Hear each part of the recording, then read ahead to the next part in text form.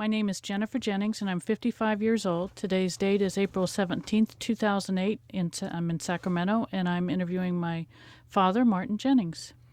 My name is Martin Jennings. I'm 82 years old. Today's date is April 17th, 2008. We're located in Sacramento, California, and Jennifer is my daughter. Okay, Dad, what I'd like to know first is what's your earliest memory? My earliest memory? Yes. My earliest, well, one thing that does recur is when I spilled, I climbed up in our bathroom. There was a claw tub, and I climbed up on it, and there was a medicine cabinet right next to it. And somehow or other, I managed to spill either mercurochrome or iodine on me, and I remember it clouding over my face, and crying, of course. That was one of my earliest memories. What's your best memory of your childhood? Best memory? My golly. My best memory as a childhood. Or some of their best ones. Yeah, okay. Well, I always enjoyed reading a lot, and that was actually my favorite pastime. And I generally enjoyed going to school. So, and then on vacation when I was young, we went up to the Russian River, and I enjoyed that. That was your favorite vacation? As a child? Yes. Well, that was the only vacations we ever took, going up the Russian River when I was a child. Growing up, what impressions did you have of Ireland and all the extended family you had there? Oh, well, see, most of my knowledge of the extended family came later. What I do remember from my childhood is that my father corresponded with his relatives. He had two sisters who were nuns, and one of them was quite a letter writer. And but my mother didn't have any relatives left in Ireland. When she left, the ones that were alive left at about the same time she did, and then she had no siblings left there. Did her mother die before she left Ireland? To my knowledge, she talked very little about it. Yeah. So she didn't really speak much of her family, but your dad did, correct? Oh yes, my father did. But my mother mentioned a few things. She had a brother who, she had four brothers that I know of. One of them, the older one, Thomas, joined the British Army, and he died in the First World War. And then Huey, the younger brother, he ran away and joined the British Army. This was in Ireland. It was still part of England at the time. And his mother bought him out the first time for £5, which was a lot of money back then. And he was probably maybe 15, 16 years old.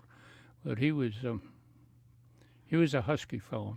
Anyway, then he ran away the second time, so she let him go, and he served in the British Army for a good part of the First World War. The other brother immigrated to New York, and then she had a sister who, her aunt brought my mother out and brought her sister out, and an aunt who was in San Francisco at the time.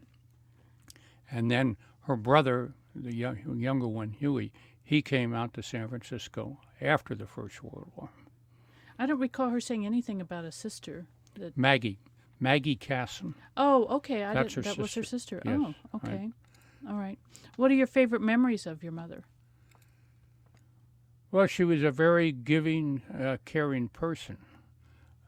This is during the 30s that I was growing up, and so there were economic, as you well know, hard times, but she was always outgoing and very generous with whatever she had. Mm-hmm. And what about your favorite memory of your father?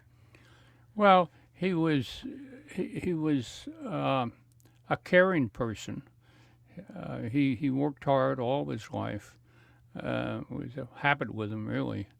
And he was, particularly for back then, he was a very good provider, particularly now that I can think back on what options they had as opposed to how other people dealt with what options they did or didn't have. He prevailed. I mean, he had a very strong work ethic, and he had a very strong family ethic. What about Tom? Well, my brother. Favorite memory of Tom? Well, we used to fight a bit. He, he was a better fighter than I was. He was 2 years younger than I. I never was much of a fighter, and he usually beat me, but it wasn't anything serious. But we got along fine. You know. But he And- was 2 years younger, so Right. that made a difference. Right. And your favorite memory of Evelyn? Well, she was 6 years older, and she was kind of a second mother in a way. She was there again, a very caring person and a very giving person all of her life, really. She took care of my folks in their old age, particularly my mother. Right. Did you ever get into any serious trouble? Not serious, no. Actually, I can't think of anybody in the neighborhood who, we often had, you might say, skirmishes or fights. But fights were always with their fists. There was never anything serious. Somebody might get bloodied, but I can't think of anybody who got into trouble with the police. The only thing I remember the police coming around about was 4th of July, and everybody had firecrackers, and they'd want to know where we bought the firecrackers. Okay. That was the extent of crime in the area. When you made a plan to study agriculture at UC Davis, what type of job were you hoping for? I was hoping to be an independent farmer. And It didn't turn out. specific location in mind, or Northern California. Northern California? How did you come to that plan, having been a city boy? The thought of being my own proprietor, you might say, was really the big draw, I guess. When there again, as I've analyzed that one over the years too, I've thought of that, and I thought that would be a great lifestyle. Mm-hmm. And then, so how did you first decide to go with Aerojet? Well, I'd worked at after I graduated from Davis, I worked at the school there in their, what they call the pomology department. That was a department that grew fruit trees. And I worked there for 4.5 years. And back then, this is the early 50s, the prospects just didn't pan out. I mean, I had the option of using a Cal Vet loan to buy a piece of property, but I could never find anything that I thought would hold together economically. Mm-hmm. So then I started looking around for a job, and at that time, Aerojet had just started up here, and so I went to I went to a number of places looking for a job, and that's where I ended up. Was Mom excited about being a farmer's wife?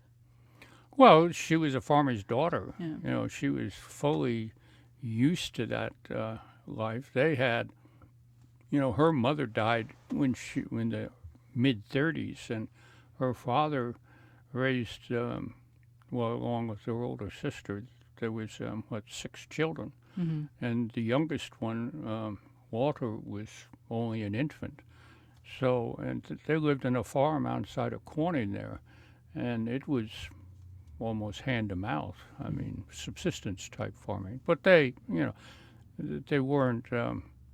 They got by. Let me put it that way. But that was almost typical. Right. Did you join the Navy right out of high school, or were you drafted? No, I joined the Navy just before I turned 18. I was 17 at the time, and my best friend had joined the Navy, Jim O'Leary, and he would be gone. He was older than I, and he had gone into the Navy a year or so before. So I didn't relish the idea of being drafted. My father had joined the Army in the First World War. He wasn't drafted. So I guess it was kind of in the genes there to volunteer, which I did. And I joined I graduated from high school in June, and I joined the Navy actually in December of 43. Hey, how do you describe your military experience? Well, it was interesting. It wasn't anything that it was quite a bit different from what I had anticipated. I wanted to, like I said, I was at that time just 18, and I thought, we're going to win the war. So when they asked, when you were in boot camp, you had the option of signing up for various categories.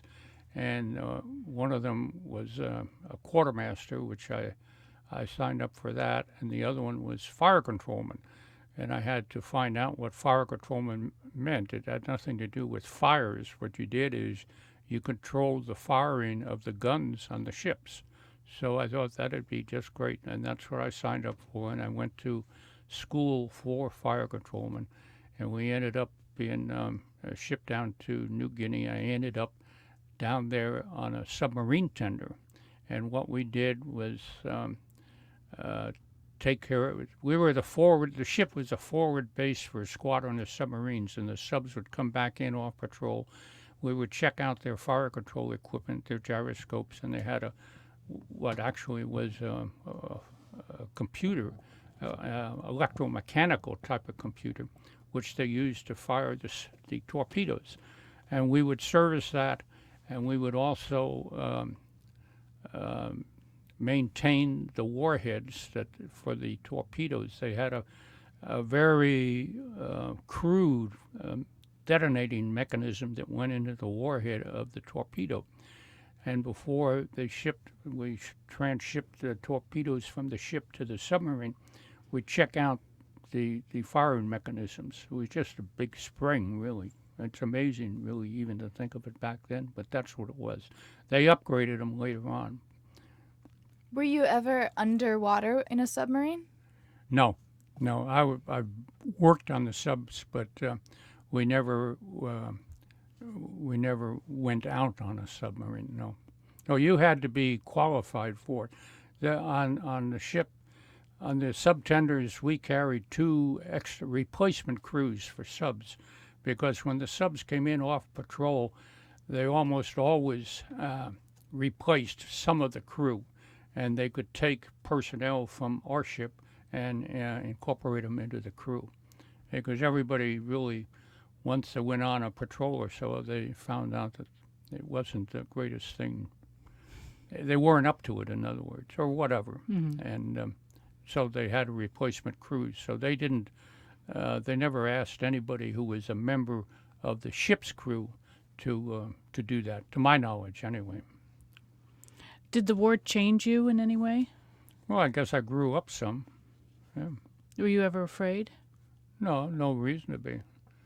Because you were pretty far back behind the lines. Well, we were in the Pacific, and like I say, we were the forward base. We were up in the first station was northwestern New Guinea in an island called Biak, and there wasn't any. The Japanese at that time, this was in mid-44, they had lost a good part of their navy, and they weren't interdicting anything apart from some maybe submarine action.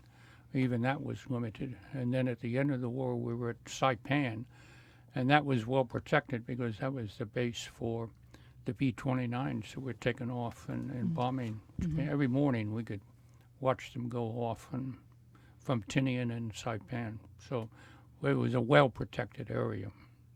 There wasn't any Japanese action. Okay. How did you meet Mom? Well, my sister Evelyn was a nurse, and she actually taught your mother at Mary's Help Hospital there in San Francisco.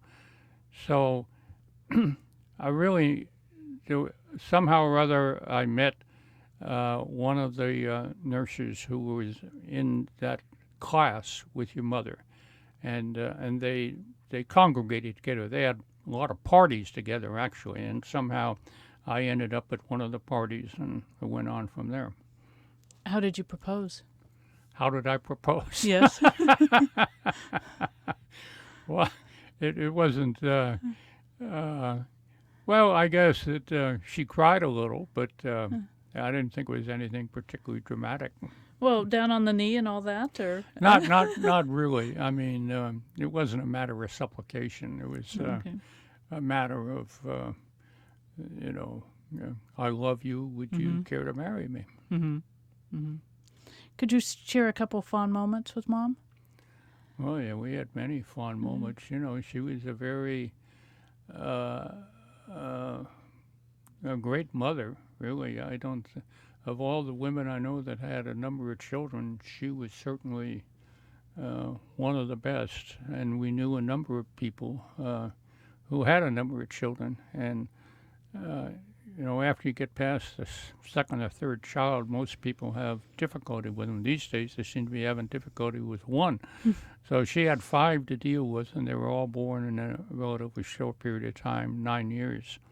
But she dealt with it quite well, and we were very compatible. I guess the only thing, one of the things when I look back on it, is that I don't know if we ever really argued.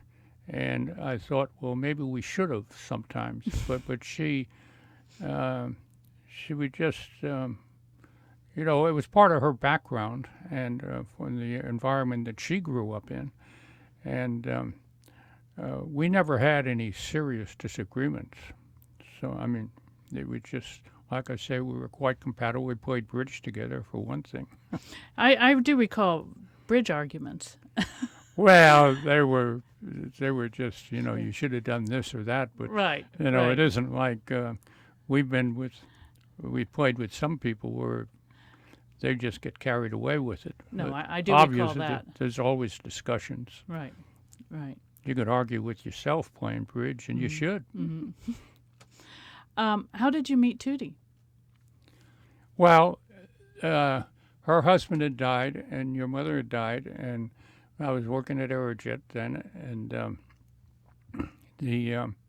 this friend of mine, he had been a friend of Tootie's husband. The husband had worked at Aerojet, but he got laid off, and he got a job down there in the Bay Area. Anyway, Vince Smith and his wife introduced us, and that's how we met, because they had been friends of Tootie and her husband, and he had been friends with me for some years at Aerojet.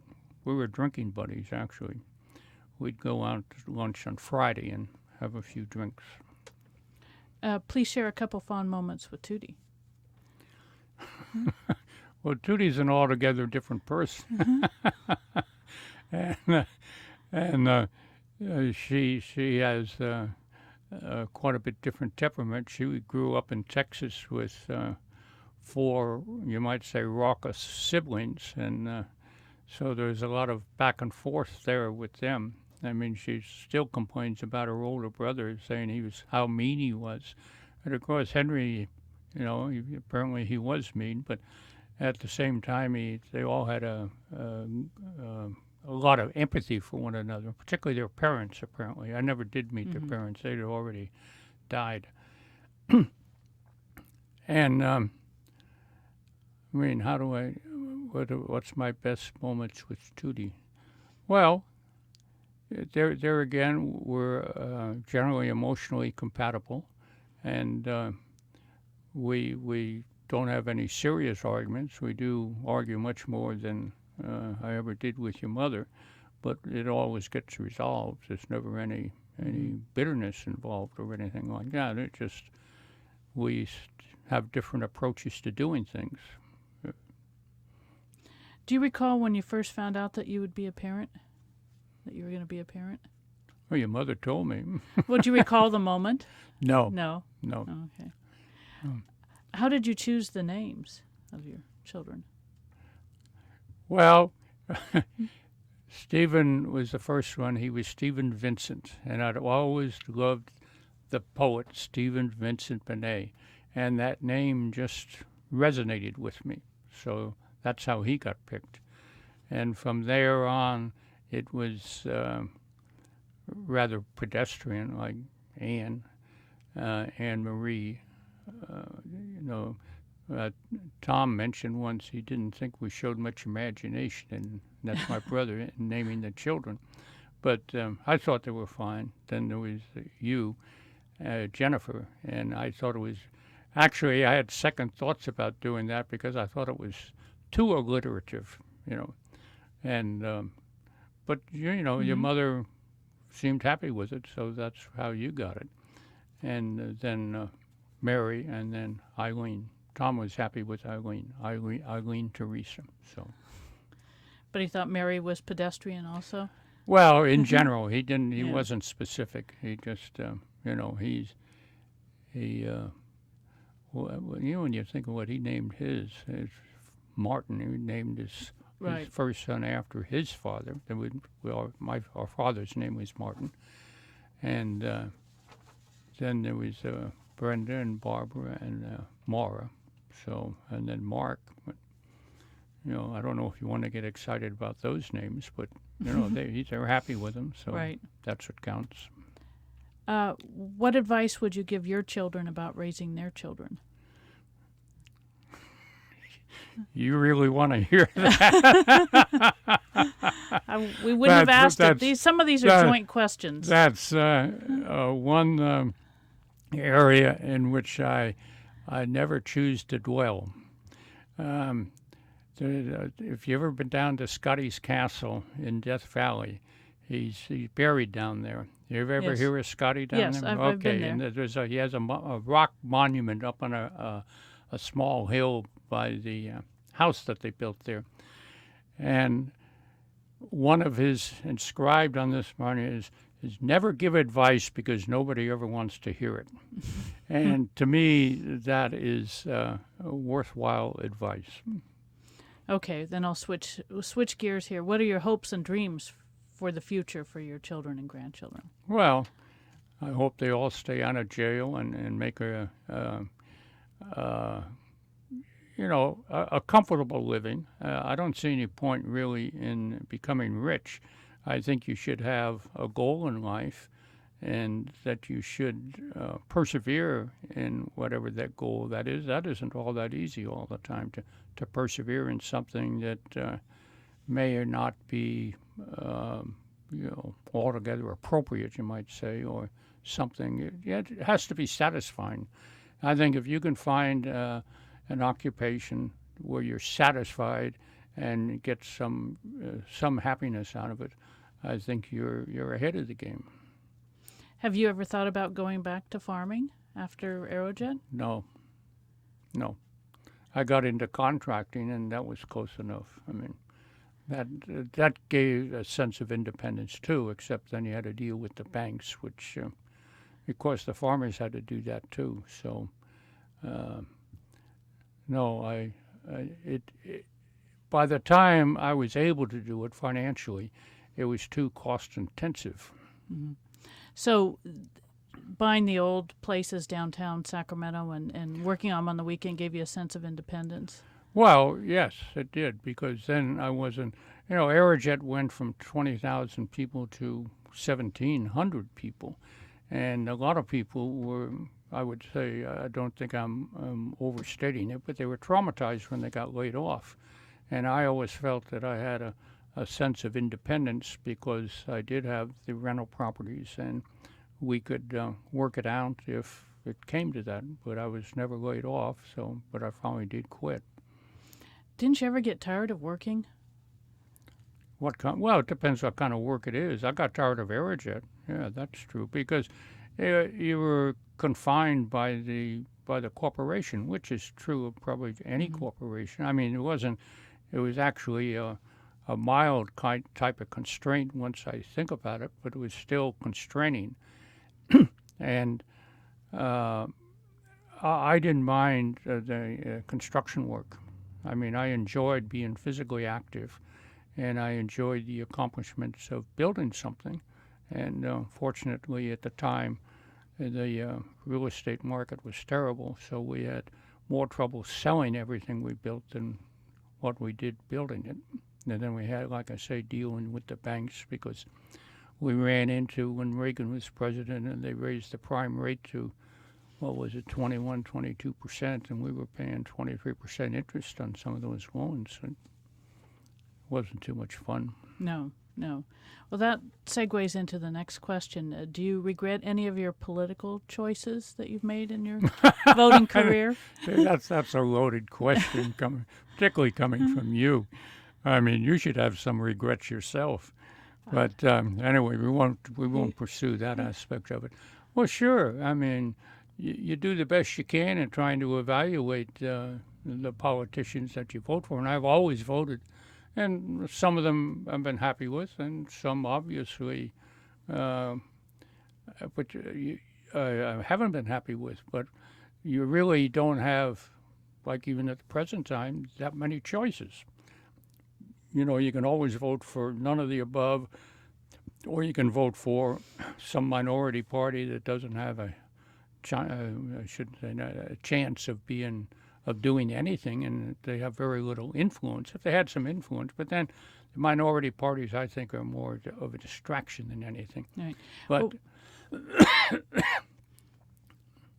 I've the only serious, like I mentioned on the way over, I'm sad that Bush has made such a mess of things, but I don't think either one of his opponents would have been,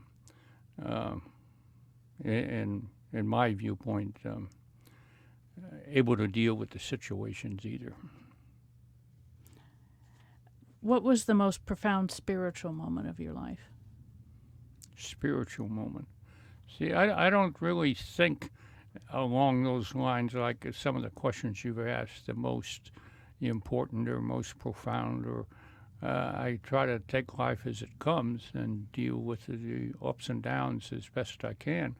So I think using a spiritual moment was after when your mother died, and then I had to deal with that, and that was hard. Mm-hmm. And I think if I hadn't had a strong spiritual background, it would have been more of a problem than it was. Mm-hmm. What are the most, well, this is again most, what's an important lesson you've learned in your life? Persevere. To persevere? Okay. Let's see. Have you experienced anything you consider close to a miracle? No. No. I really don't believe in miracles per se. I'm sure that there's some events out there that could be ascribed to some supernatural event, but I'll leave that up to other people to judge. I don't look at religion in that way. What are the things you're most proud of in your life? Well, raising 5 children, and they're all upright, reasonably upright citizens.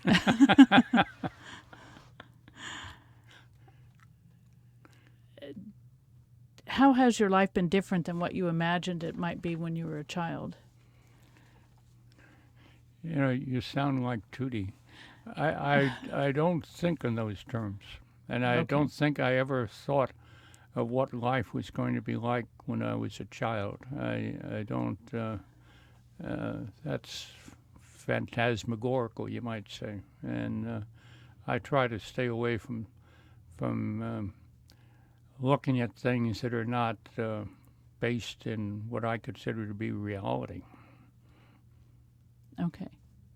Did you ever, when you were in San Francisco, have a feeling of bias against your parents or you as Irish? No. We lived in a mixed neighborhood. It's what is now the Castro district. Back then it was what they call Eureka Valley. And the neighborhood that I grew up in had, there was 2 or 3 French families, a couple of Greek families, 3 Greek families. I mean, most of these people stayed there all during their 30s. And we had, of course, a number of Irish. There were probably more Irish than any other individual group. but we had Italians. Um, I can't recall any Germans, but it was a mixed bag in that respect. It was all European, and most of the people, the parents that is, we had some Swedes, yeah, uh, were, and then we had one family from Hawaii, yeah, they lived next door, and there were a couple of Native American families. I mean, not Indians, but native-born Americans.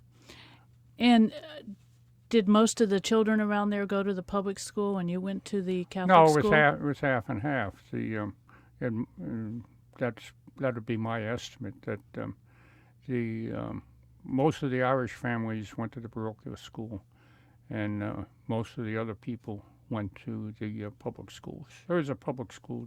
I started off in the public school in kindergarten. My mother got me in there early, I guess.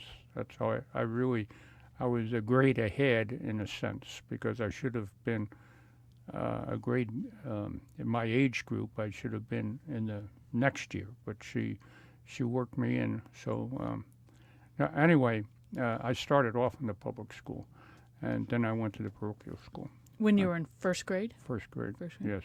Do you have a memory of a wonderful teacher? Oh, sure. Some of them were very good. Some of them were, looking back now, they were overly strict. But no, I thought they were very good teachers. I mean, overall. But there isn't one that stands out in particular. Well, I thought of that every now and then. I think of those things, and I have a hard time remembering their names. Mm-hmm. I remember some of them from high school, but not that many.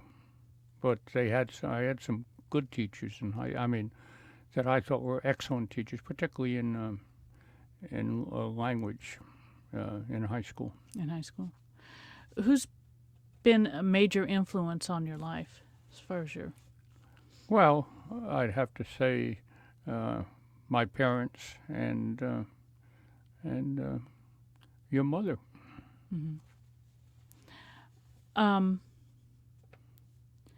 Was any particular schoolwork difficult for you? Well, I was never great at math, but apart from that, I didn't have any particular. Well, then we had to take Greek, and I never did get the language. I mean, never did.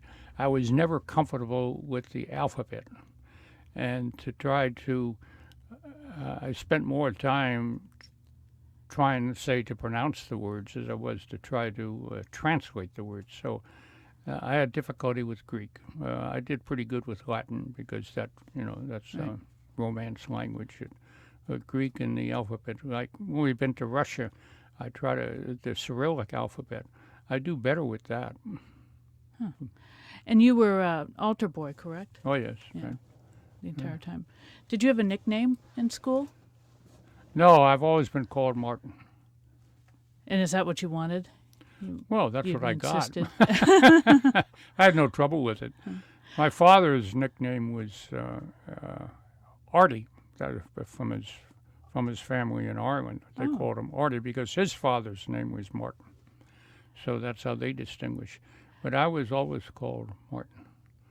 So how were they distinguishing between you and your father? I really don't know. I mean, I guess maybe it was just a tone of voice. What is your memory of the Depression years growing up in San Francisco? Well, it wasn't that severe for us because, like I said, my father always worked. I mean, he always had a job. And there was never, there was never a lack of food or shelter. I mean, they owned the house. They had a mortgage on the house, of course, but they always owned the house that we lived in. And so it wasn't, we weren't as disadvantaged as most of the other families in the neighborhood. Because some of them, like the Greek family next door to us, the father went back to Greece. I still couldn't believe it. I mean, I find that hard to believe. Then he came back after the war started. Come back to the family. There were 3 children, 2 boys and a girl.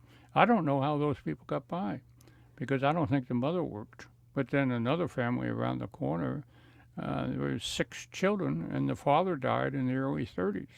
How they got by, I don't know either. But everybody, there was no dispossession. Nobody lost their house. I guess, like the Greek family, they were paying rent because they didn't own the house. So I guess she had enough means. Maybe he sent her money, but it doesn't seem logical to go to Greece back then and send money to the United States. But Right. they got by. You don't have any recollection of soup lines or anything like that in the... My recollection of that aspect of things was Thurton Townsend. That's where Skid Row was.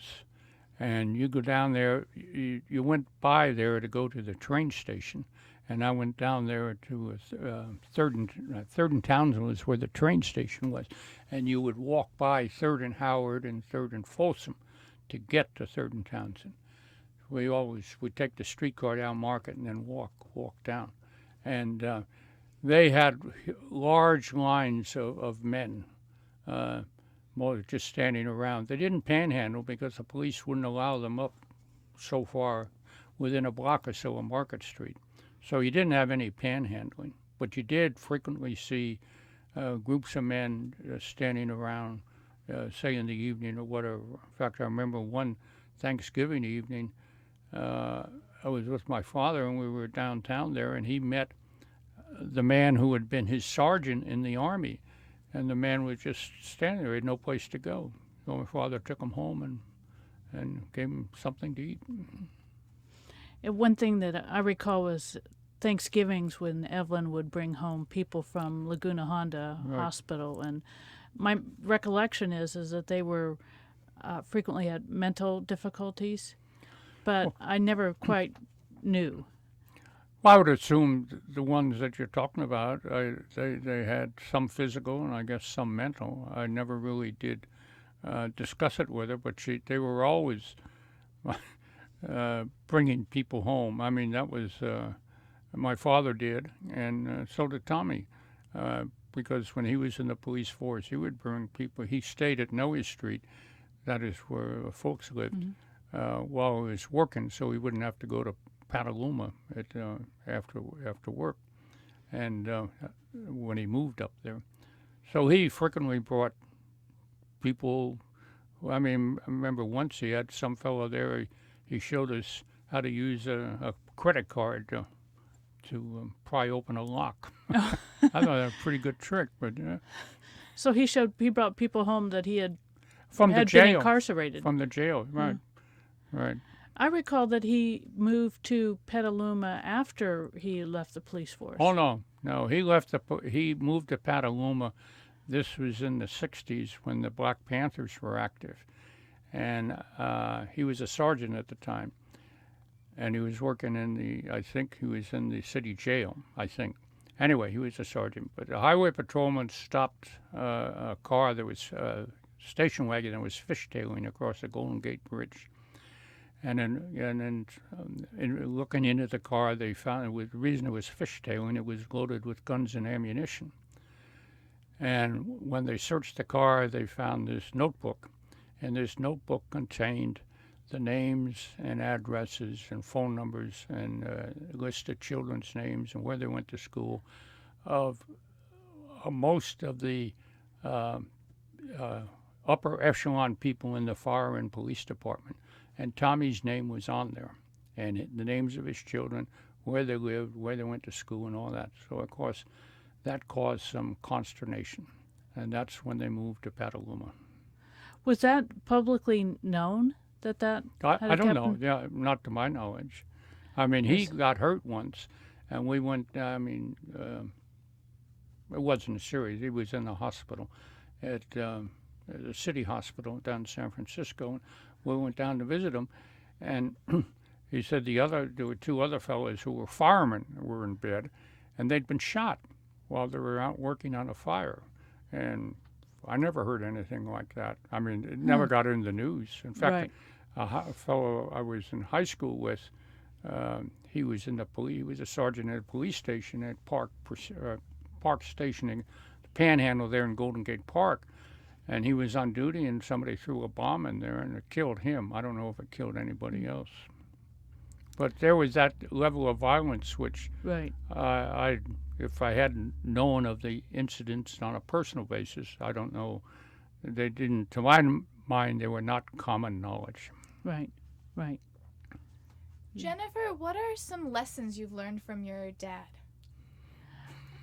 I think actually perseverance is the most important one, and also forgiveness. You know, just letting things pass. That learning not to try to change things, as the 12 steps things say that you can't change. So those are the most important, I think. That's progress. Thank you. Well, sure, I think those Yeah. are good lessons. I mean, I'm sure you've learned a few other things, but like any in life, we there's always adjustments to be made, and I think it takes a firm basis to be able to make adjustments.